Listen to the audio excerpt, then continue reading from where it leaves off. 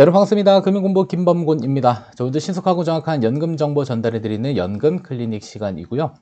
자, 이번 시간 주제는 이 사적연금의 연금 수령 기간을 계산할 때 고려해야 될 4가지 사항들이 있습니다.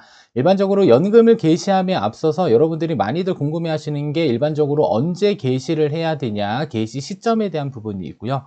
자, 두 번째로는 얼마를 수령해야 하냐, 연금 수령액에 대한 부분이 있습니다. 자, 세 번째로는 연금 수령액을 얼마로 설정했었을 때 우리가 연금을 수령할 수 있는 기간에 대한 부분이 있는데요. 자, 우리가 공적연금의 경우는 내가 죽을 때까지 종신토록 뭘 지급해 주냐면 연금을 지급을 해줍니다. 다만 사적연금의 경우는 여러분들이 직접 설정을 하셔야 됩니다. 그래서 연금 수령과 관련돼서 어떻게 내가 인출할 것인지를 연금 개시 시점과 수령 금액과 기간 같은 것들을 모두 다 여러분들이 설정해서 여러분들의 계획 하에 수령을 하셔야지 만족스러운 노후 생활을 연금과 함께 보낼 수 있다고 생각하셔야 되겠는데요. 자, 그중에서 연금 수령 기간을 계산할 때 고려해야 될 큰 4가지 사항들이 있습니다. 첫 번째로는 연금계좌 평가액과 관련된 부분입니다. 자, 연금계좌 평가액은 내 연금계좌 안에 얼마가 들어있는지, 자, 그러면 기간을 늘리기 위해서는 어찌됐든 간에 연금계좌 안에 많은 금액들을 여러분들이 운용을 하고 있었을 때 미래에 수령할 수 있는 연금 수령 기간이 길어진다고 볼 수 있겠고요. 자, 두 번째로는 세금과 관련된 부분입니다. 바로 연금 수령 한도가 있고요. 두 번째로는 연금소득세 과세 기준이 있습니다. 자, 연금 수령 한도는 연금 수령 연차에 영향을 주기도 하고요. 연금계좌 평가액에도 영향을 주기도 합니다. 그래서 내가 가지고 있는 평가액을 11-n 곱하기 120%를 하게 되었을 때 연간 수령금액 이내로 수령해야지 세금이 많이 발생되지 않습니다. 저율과세 되는 거예요. 자, 그리고 연금소득세 과세 기준 세법 개정안이 나왔습니다. 자, 현행은 연간 1,200만 원 이하 수령했을 때 저율과세 되는 부분이 있고요. 만약에 확정안이 통과된다라고 한다면 이제는 1,500만 원까지 이렇게 늘어나게 될 전망입니다. 따라서 연금 수령 기간을 계산할 때 연금 수령 금액에 대한 기준은 여러분들 일단은 연금 수령 한도와 그 다음에 연금소득세 과세 기준을 가져가야 될 필요가 있고요. 다음 4번째로는 연금 개시 후 운용 수익률이 정말 중요합니다. 자, 운용 수익률에 따라서 우리가 수령할 수 있는 연금 수령에 대한 기간들이 정말 달라지게 되는데요. 자, 근데 안타까운 것은 우리가 시뮬레이션을 돌릴 때는 평균 수익률을 가지고 계산을 합니다. 근데 한번 생각해 보시면 매년 동일한 수익률이 일정하게 나올 확률은 그렇게 높지는 않습니다. 따라서 평균 수익률을 적용했었을 때 발생될 수 있는 여러 가지 문제점들이 있는데 이번 영상에서 그 문제점에 대한 부분들도 같이 한번 살펴보도록 하겠고요. 자, 그리고 제가 그 연금 수령 기간을 계산할 만한 엑셀을 하나 만들었습니다. 그래서 관련된 내용들 가지고 엑셀 파일 가지고 시뮬레이션을 어떻게 돌리는지 설명드리도록 하겠고요. 해당 엑셀 파일은 이왕이면 공유를 해드릴 계획을 가지고 있습니다. 그래서 엑셀 다운로드 관련된 부분들은 댓글을 참고해 주시면 좋겠고요. 그리고 마지막으로 월배당을 통해서 장기간 인출하는 전략들을 취하고자 하는 부분들도 있는데요. 자, 그것까지도 엑셀로 모두 다 한번 구현을 해봤습니다. 따라서 이번 시간 영상의 주제인 사적연금 연금 수령 기간 관련된 부분들 본론으로 들어가서 우리 관련된 내용 살펴보도록 하겠습니다. 자, 먼저 첫 번째로는 사적연금 인출 전략과 관련돼서 가장 먼저 하셔야 될 것은 사실 여러분들의 목표 노후 생활비를 설정하는 게 중요합니다. 자, 그리고 나서 공적연금액을 비교했었을 때 최종적으로 부족한 연금 수령액이 계산이 됩니다. 자, 예를 들어서 나의 목표 노후 생활비는 월 300만 원 기준으로 설정했다라고 한다면 연간 3,600만 원 기준이 되는 것이고요. 자, 그중에서도 내가 공적연금 월 100만 원씩 수령한다 그러면 연간 1,200만 원이 됩니다. 자, 그리고 나서 부족한 연금 수령의 2,400만 원을 가지고 내가 사적연금으로 충당할 것인지 아니면 노동 수입으로 충당할 것인지 아니면 임대 수입으로 충당할 건지 아니면 배당 수입으로 충당할 것인지 이러한 것들을 결정을 해야 될 필요가 있습니다. 따라서 만약에 2,400만 원에 대한 부족한 연금 수령액을 우리가 사적연금으로 만약에 수령한다고 했을 때 어떻게 이러한 계획을 세워야 되는지를 살펴보도록 하겠고요.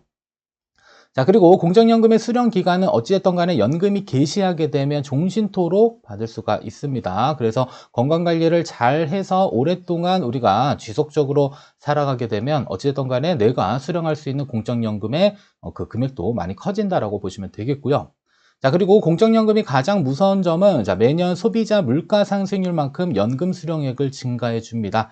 이러한 사적연금들은 정액 지급이기 때문에 물가 상승률 이런 거 반영을 해주지 않습니다. 다만 이러한 공적연금들은 어찌됐든 간에 물가 상승률만큼 적용해 주기 때문에 여러분들 가장 먼저 체크해야 될 것은 내가 공적연금으로 얼마를 받아갈 수 있는지 여부고요. 자, 만약에 소득 활동을 하지 않고 있는 분들 중에 공적연금 가입 안 하시는 분들 많이 있습니다. 그래서 최소한의 연금은 공적연금으로 반드시 채워 놓으실 필요가 있습니다. 자, 두 번째로는 사적연금의 예상 수령 기간을 설정해야 됩니다. 자, 누군가가 해주면 정말 좋겠지만 안타깝게도 여러분들이 스스로 하셔야 됩니다. 스스로. 그래서 우리가 연금 수령 방법을 설정을 할 수가 있어요. 어떤 것들은 뭐 확정 기간으로 할 수가 있고요. 아니면 어떠한 것들은 확정 연금액으로 할 수 있고, 어떠한 경우에는 그냥 내가 자유롭게 인출할 수도 있는데, 저는 개인적으로 여러분들이 자유롭게 인출하는 이 전략들을 활용하셔서 장기적으로 운용하는 방법들을 제발 좀 영상을 통해서 충분히 배웠으면 좋겠습니다. 저도 그 목적을 가지고 영상을 지금 촬영하고 있으니까요. 여러분들 아무튼 연금과 관련된 영상들은 끝까지 잘 시청을 해주시면 좋을 것 같고요. 자, 따라서 부족한 연금 수령액이 연간 2,400만 원이 생겼습니다. 자, 그러면 사적연금 수령액을 얼마로 설정했을 때 내가 몇 년 동안 수령 가능한지 여부들을 확인을 할 수가 있습니다. 그래서 내가 목표로 하는 연금 수령액 기준으로 해서 쭉 라이프 사이클을 쭉 그리는 겁니다. 그죠? 뭐 60대, 70대, 80대, 90대. 자, 그때 순차적으로 목표 생활비가 이렇게 우상향하는 구조는 아닐 수가 있겠죠. 그래서 대략적으로 생활비는 이렇게 우하향하는 이러한 구조들로 그려질 수 있는데요. 자, 어찌됐든 간에 여러분들이 목표로 한 연금 수령액 대비 공적 연금액을 차감한 부족한 연금 수령액을 우리는 사적 연금으로 어찌됐든 간에 수령을 해야 될 필요가 있습니다. 따라서 사적 연금 수령액, 세금과 관련돼서는 연간 연금 수령 한도 이내 혹은 연금소득세 과세 기준 이내 금액을 인출했었을 때가 가장 베스트입니다. 그래서 연금 수령 기간을 설정할 때는 첫 번째로는 연금 수령 한도 혹은 연금소득세 과세 기준이 연 1,200만 원 혹은 연 1,500만 원 기준으로 산정해서 연금 수령액을 반영을 하시고요. 자, 그 다음에 사적연금의 수령 기간을 설정해서 내가 이 기간 동안 사적연금을 수령하는 데 있어서 나의 노후 생활이 아무런 문제가 없을 것 같다를 체크하셔야 되겠고요. 자, 만약에 수령 기간이 너무 짧아진다라고 한다면 이때는 연간 연금 수령 및 연금소득세 과세 기준 금액들을 최소한으로 더 낮춰보시게 되면 상대적으로 사적연금에 대한 수령 기간이 더 길어지게 되는 그러한 효과를 가지고 올 수가 있습니다. 그래서 이거는 우리 뒷부분에서 엑셀로 한번 돌려보도록 하겠고요. 자, 그리고 사적연금의 수령 기간 계산은 자, 연평균 수익률, 그 다음에 연금 수령액. 자, 이 두 가지만 결정하게 되면은 자연스럽게 계산을 할 수가 있고요.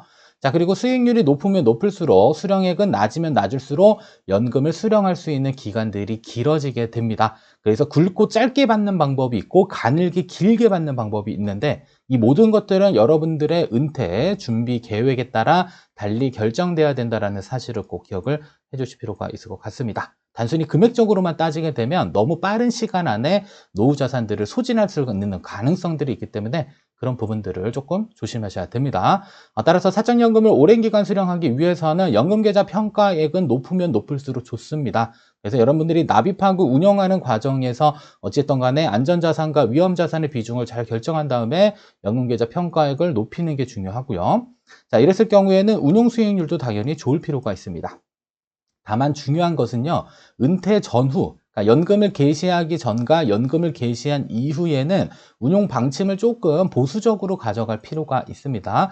그래서 젊었을 때는 조금 공격적으로 운용하고요. 그다음에 연금 개시 이후에 너무 적극적으로 운용했었을 경우 수익이 나빠지게 되면요, 이 나빠진 기간만큼, 그러니까 나빠진 수익률만큼 내가 수령할 수 있는 연금 기간에도 큰 영향을 미치기 때문에 운용에 있어서는 다소 좀 보수적인 전략들을 좀 취하는 게 좋을 것 같고요. 자, 그리고 연간 연금 수령액을 낮게 가져갈수록 어찌됐든 간에 내가 오랜 기간 사적연금을 수령할 수 있게 됩니다. 자, 이 모든 것들은 여러분들이 선택하는 겁니다. 아셨죠? 누군가가 대신해 주는 게 아니라 여러분들이 나름대로의 은퇴, 노후 계획을 가지고 설정을 해야 될 필요가 있다는 거고요. 자, 그러면 연금계좌 평가액을 높이기 위해서는 납입기간 중 운용 수익률에 큰 영향을 미칩니다. 그래서 운용을 많이들 어려워 하시는데 그렇게 어려운 게 아니에요. 여러분들의 목표 수익률만 잘 설정하시면 됩니다. 목표 수익률. 자, 만약에 목표 수익률이 5%다라고 한다면 최근에 예금 상품들이 3에서 4% 정도 줍니다. 그러면 한 90% 정도는 3, 4% 정도의 예금 주는 확정금리로 선택하셔서 운용하셔도 되고요. 나머지 5%를 달성하기 위해서는 나머지 위험 자산에다가 운용을 하면 됩니다. 자, 아니면 월배당 ETF들 분석을 해보시게 되면요. 자, 많이 주는 것은 매월 1%씩 주고 있습니다. 커버드콜 전략의 경우는 매월 1%씩 월배당을 주고 있어요. 그리고 변동폭은 그렇게 크지 않습니다. 자, 그리고 대략적으로 이제 배당 성장이라고 해서 한번 보면 월배당 보통 한 6% 정도의 수익률을 주는 것을 목적으로 운영이 되고 있습니다. 연간. 그래서 이런 것들을 잘 활용하시게 되면요. 어찌됐든 간에 변동성은 조금 줄이면서 월배당으로 또 추가적으로 수익을 창출하는 부분들이 있기 때문에 확실히 좀 잘 정하실 필요가 있습니다. 나의 연금 계좌는 월배당으로 포트폴리오를 짜서 운용하겠다라고 한다면 월배당 ETF 포트폴리오 구성하시면 되겠고요. 아니면 일부는 안전자산으로 운영하고 일부는 월배당 포트폴리오를 운영하겠다. 이러한 계획들이 필요한 겁니다. 그리고 이러한 계획들을 잘 세우시라고 계속 관련된 영상들을 제작하고 있으니까요. 혹시라도 보시다가 궁금하시면 질문을 주시면 되겠고요. 자, 그러면 연금계좌 평가를 높이기 위해서 자, 수익률이 높으면 당연히 미래에 운용할 수 있는 연금 수령이 커집니다. 자, 그리고 애초에 월배당으로 만약에 운용하기로 결정하신 분들은 월배당, 매월 배당이 들어오기 때문에 걔를 지금 당장 인출할 게 아니잖아요. 그죠? 자, 그러면 매월 들어오는 배당을 어떻게 재투자할 것인지 마찬가지로 뭐가 필요하다? 계획이라는 게 필요합니다. 이 계획은 누가 만들어주는 게 아닙니다. 여러분들이 스스로 만드셔야 돼요. 그죠?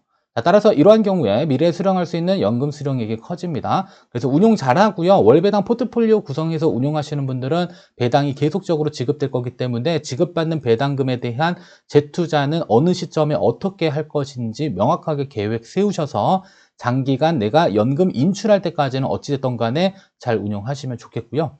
자, 그리고 나서 연금 인출 이후에도 마찬가지로 뭘 해야 된다? 운용이라는 걸 해야 됩니다. 너무 복잡하게 적용하지 마시고요. 단순한 방법으로, 최소한의 방법으로 장기간 운용할 수 있는 방법들은 충분히 여러분들이 만들어낼 수 있는 능력을 키울 수가 있습니다.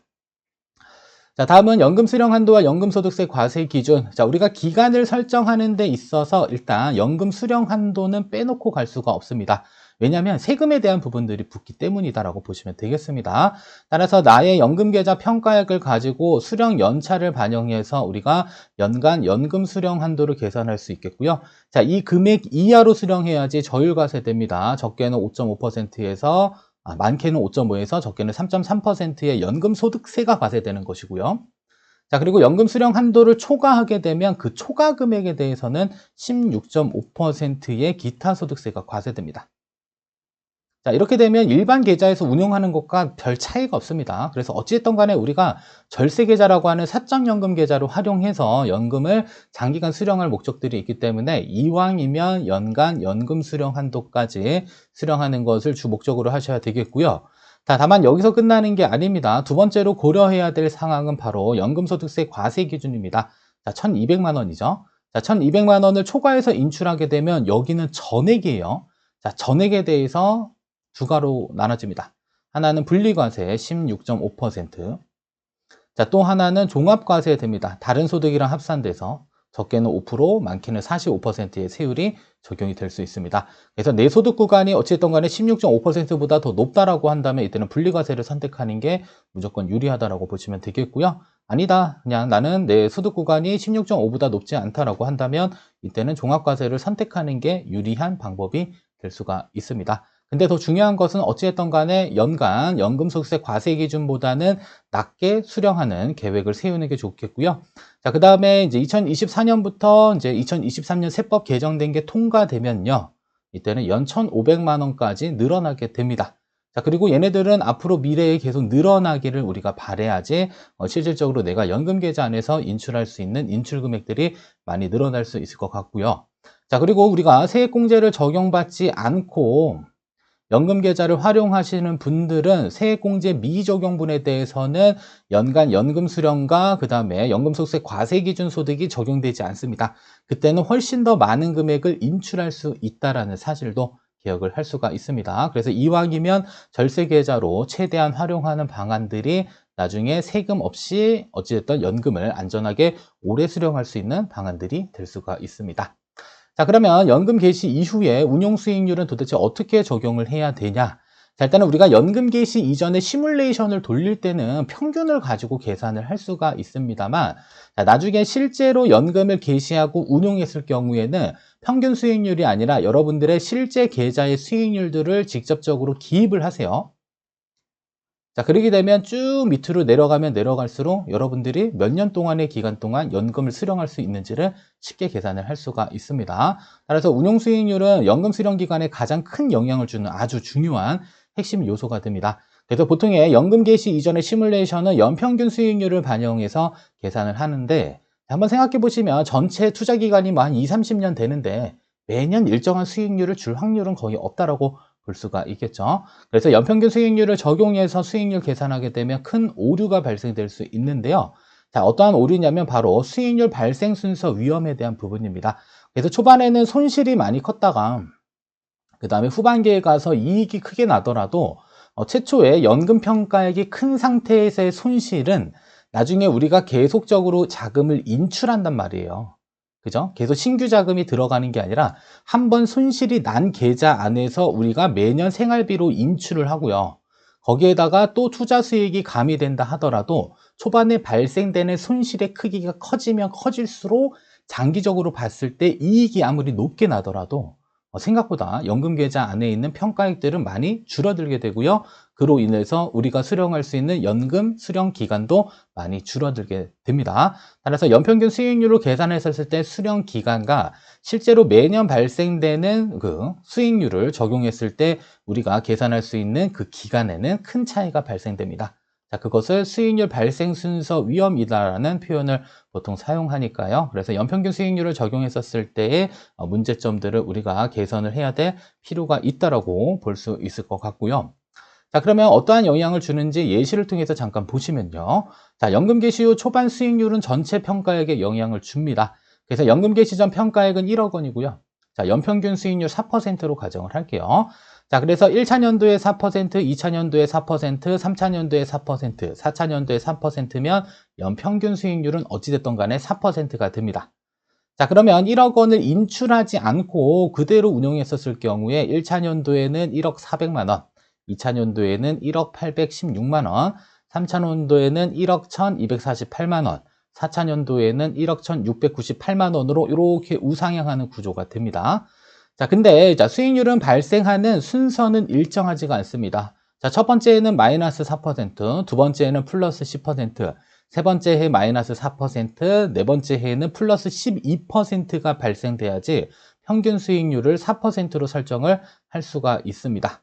자, 그리고 나서 계속적으로 우리가 장기간 복리 투자를 한다고 가정하고 있기 때문에 자, 첫 번째 해에 9,600만 원의 손실, 9,600만 원의 평가 금액이 줄어들게 되고요.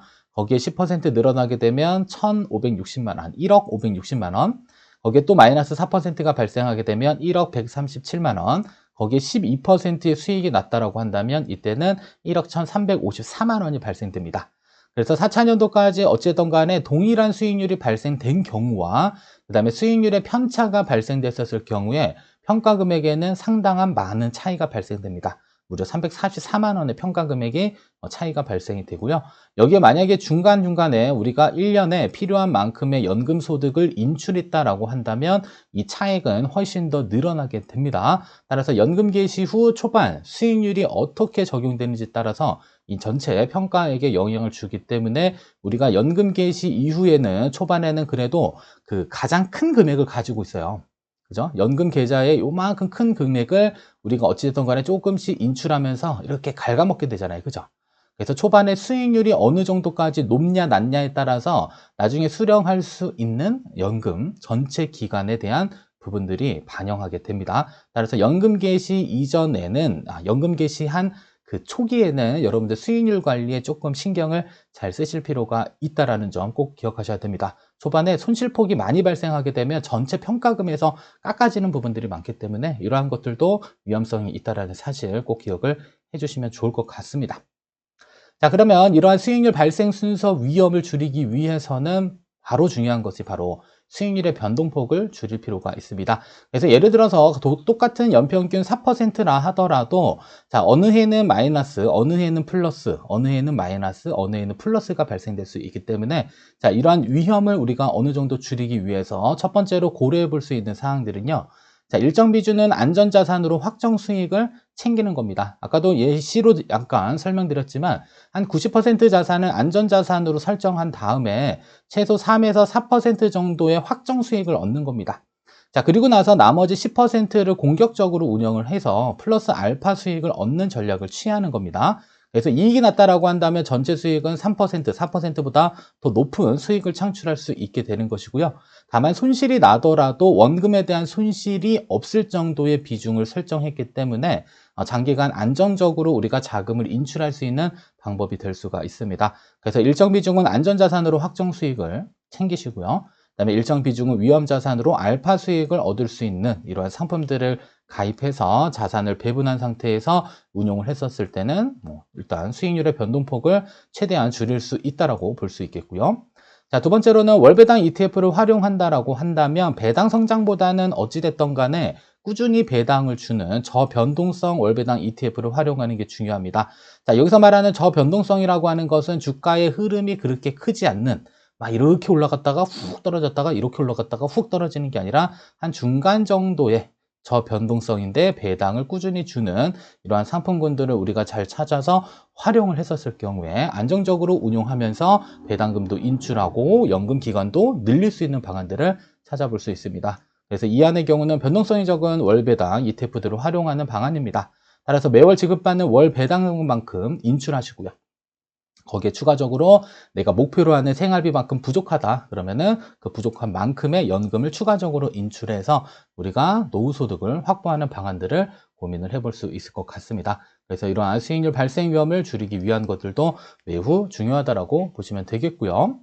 자, 그리고 연금 수령 계산기를 한번 만들었는데 자, 요거 엑셀 통해서 같이 한번 보도록 하겠습니다. 자, 일단 보시게 되면은 세 가지 파트로 좀 구분이 되어져 있습니다. 첫 번째로는 연금 수령 계산기, 우리가 아까 말씀드렸듯이 연평균 수익률을 계산을 한 겁니다. 그래서 여기에 연평균 수익률 4% 설정하고요. 그 다음에 연금계좌 평가액은 여러분들 계좌 안에 평가액을 반영하시면 됩니다. 그래서 내 계좌 안에 1억 원이 있다라고 하면 1억 원 입력하시면 되겠고요. 내 계좌에 1억 5천만 원이 있다. 그러면 일십, 백천만, 10만, 100만, 1000만, 억. 이런 식으로 하게 되면 실제로 수령하는 그 수령 금액들이 쭉 계산이 됩니다. 자, 그리고 이렇게 빨간색으로 뜬 요 금액까지가 여러분들이 인출할 수 있는 그 기간입니다. 이때는 어떻게 계산되냐면 자, 1억 5천만 원을 연간 1,200만 원씩 연평균 4%로 인출을 하게 되면 내가 수령할 수 있는 기간은 약 16년 플러스 알파 정도 되는 겁니다. 그래서 16년 초과하고 17년 초반에 모든 연금계좌 평가액이 줄어들게 되는 구조로 계산을 할 수가 있고요. 아니면 나는 그냥 1억 원에다가 일십, 백천만, 10만, 100만, 1000만, 억에다가 연간 인출 금액은 그냥 1000만 원, 10, 100천만, 10만, 100만, 1000만 원. 자, 연평균 수익률은 나는 투자의 규제야. 그래서 연평균 6%로 한다. 자, 이때는 내가 연금을 수령할 수 있는 기간이 몇 년 동안 되는 거죠? 이렇게 되네요. 그래서 한 4년 정도. 그죠? 14년 정도까지는 충분히 연금을 연간 1000만 원씩 수령할 수 있게 되고요. 자, 근데 어떠한 요인들이 가장 큰 영향을 줬는지 봤더니 결국에는 요거더라고요. 연금계좌 평가에. 그래서 여러분들이 젊었을 때 어찌됐든 간에 많은 금액을 연금계좌 평가액으로 집어넣었을 경우에 엄청나게 늘어납니다. 자, 만약에 2억 원까지 늘렸다. 일십, 백, 천만, 10만, 100만, 1000만, 억. 2억 원에 연간 1200만 원 받는다고 칠게요. 그렇죠? 여기다 수익률 만약에 6%로 가정해서 운용을 하게 되면 여러분들이 연금을 수령할 수 있는 기간이 무려 50년, 49년 동안 연금을 수령할 수 있습니다. 그래서 55세 이후부터 연금을 개시하더라도 충분히 종신토로 수령할 수 있는 이러한 구조들을 만들어낼 수 있고요.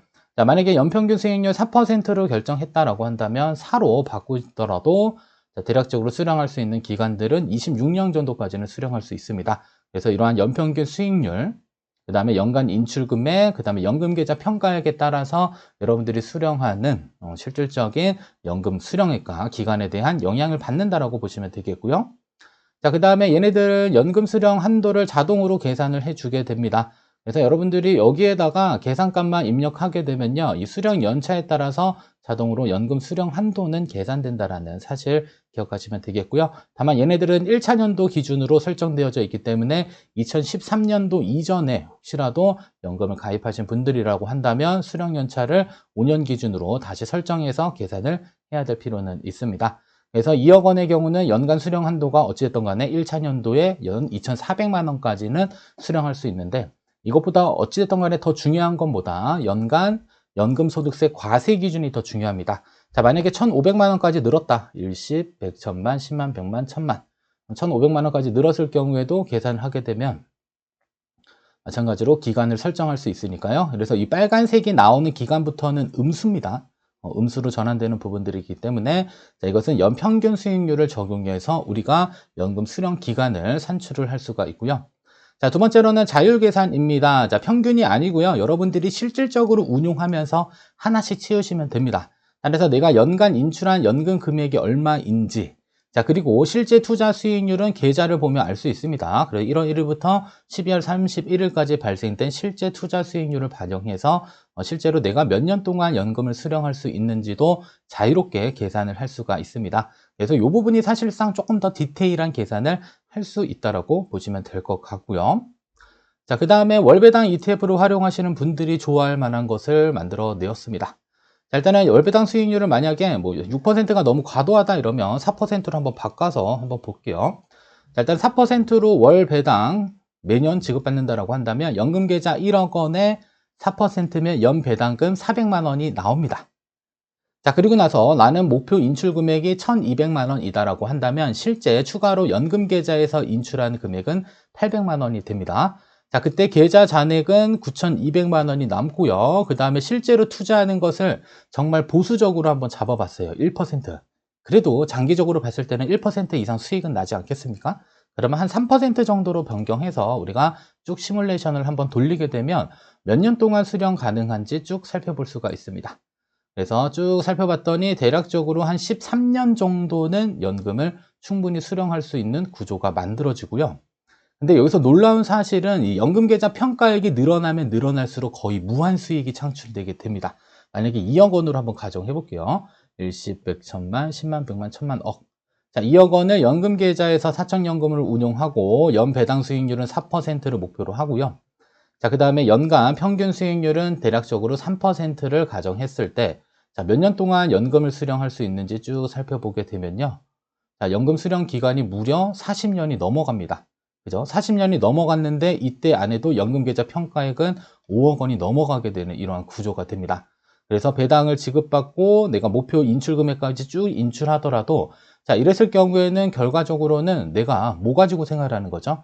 원금은 지키면서 배당 수익률만 가지고 충분히 노후 생활을 할 수 있다라는 구조로 계산이 될 수가 있습니다.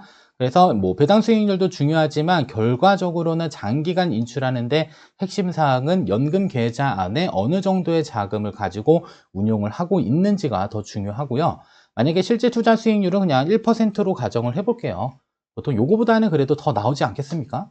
자, 이렇게 가정했었을 때도, 자, 만약에 배당 수익률 연 4%의 평가금의 2억 원, 재투자는 1%의 실질 수익률이 계좌에서 발생된다라고 한다면 장기간 운용했을 때만 해도 무려 37년이라고 하는 기간 동안에 연간 1,200만 원씩 꾸준히 수령할 수 있는 이러한 구조가 계산이 되겠습니다. 물론 여러 가지 뭐 보수나 기타 등등의 비용들이 발생되겠지만 어찌됐든 간에 생각보다 여러분들이 오랜 기간 연금을 어느 정도까지 수령할 수 있는지를 충분히 시뮬레이션 돌릴 수 있는 자료들을 만들었습니다. 그죠? 만들었고요. 이왕이면 공유를 지금 어떻게 해드릴지 아니면 조금 더 업그레이드를 해서 공유를 해드릴지 이런 부분들이 살짝 고민이 있습니다. 그래서 실제로 연금 수령 기간에 대한 부분들을 계산하면서 결과적으로 가장 중요한 것은 여러분들이 목표로 하는 목표 연금 수령액을 설정을 하셔야 됩니다. 그죠? 이 중에서는 이제 공적연금 먼저 차감해 주시고요. 그 다음에 사적연금. 네, 대신에 공적은 종신토록 수령 가능하니까 이 사적연금을 몇 년 동안 어떻게 수령할지 혹은 이러한 월배당 ETF를 활용해서 장기간 운용할지 이러한 방안들을 충분히 마련을 해 주실 필요가 있습니다. 그래서 어찌든 간에 여러분들 위해서 만들었기 때문에 계산기에 어떻게 공유할지 댓글창에다가 남겨드릴 테니까 확인해 주셔서 다운로드 받아가시면 될 것 같고요. 자, 최종 정리입니다. 자, 결국에는 노후소득을 확보하는 방안에 대한 거고요. 그 다음에 사적연금에 대한 경우는 인출 전략입니다. 따라서 중요한 것은 목표 생활비 설정이 중요합니다. 그 중에서 공적연금 수령액을 반영해 주시고요. 만약에 부부가 같이 있다라고 한다면 뭐 남편 거와 그죠? 아내 두 분 것을 설정하셔도 되겠고요.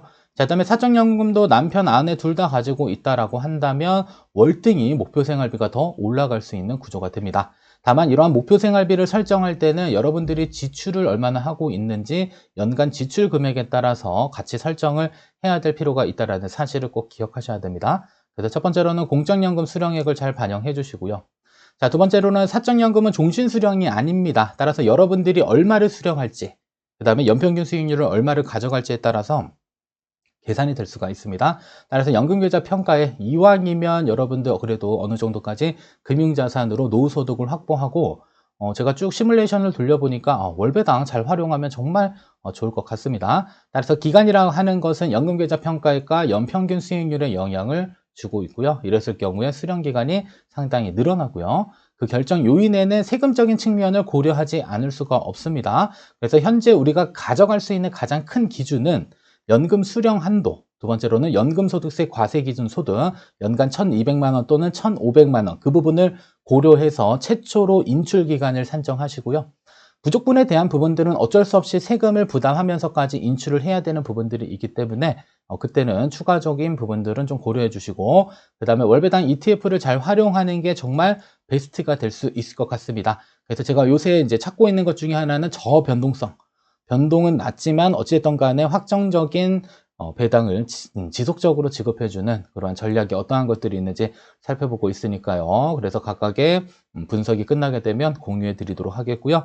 자, 그리고 연금수령기간 계산할 때 가장 중요한 것은 수익률 발생 순서 위험을 충분히 감안을 해야 됩니다. 그래서 보통 시뮬레이션 돌릴 때는 평균 수익률을 가지고 계산을 하기 때문에 생각보다 기간이 길게 나올 수 있습니다. 다만 현실에서는 수익률 발생 순서가 다르기 때문에 우리가 시뮬레이션을 돌리는 기간보다는 상당 부분 짧은 기간을 연금 수령을 해야 된다는 사실, 이것만 여러분들이 잘 기억하신다면 여러분들의 연금 인출 계획을 잘 세울 수 있지 않을까라는 생각을 해봅니다. 자, 여기까지 시청해 주셔서 감사하고요. 최근 교육 프로그램들 운영 준비하고 있습니다. 그래서 관심 있으신 분들은 댓글 참고해 주셔가지고요. 오프라인으로 만날 수 있는 그러한 과정들을 현재 만들고 있습니다. 그래서 좀 관심 갖고 댓글 잘 확인해 주시면 좋을 것 같고요. 자, 이번 시간 영상은 어찌됐든 이번 시간 여기서 모두 마치도록 하겠습니다.